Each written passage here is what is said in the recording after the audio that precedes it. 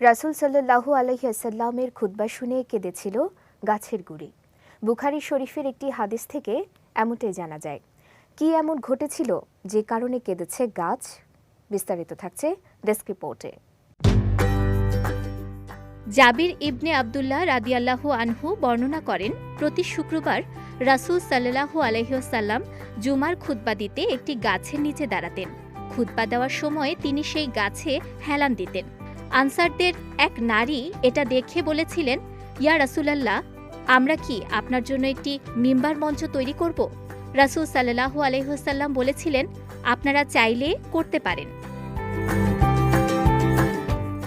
পরবর্তীতে সাহাবারা রাসূল সাল্লাল্লাহু আলাইহি ওয়াসাল্লামের জন্য একটি মঞ্চ তৈরি করলেন।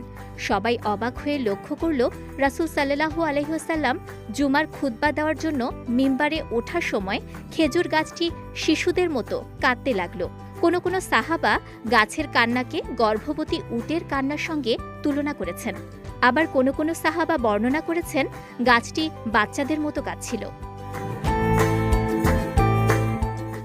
রাসূল সাল্লাল্লাহু আলাইহি ওয়াসাল্লাম তখন মিম্বার থেকে নেমে গাছটির কাছে গেলেন।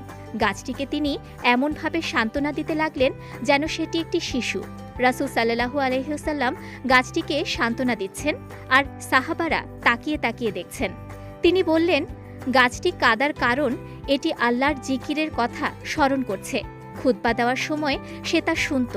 রাসূল সাল্লাল্লাহু আলাইহি ওয়াসাল্লাম জায়গা পরিবর্তন করে মিম্বারে খুতবা দিয়েছিলেন বলে গাছটি কষ্ট পেয়েছিল।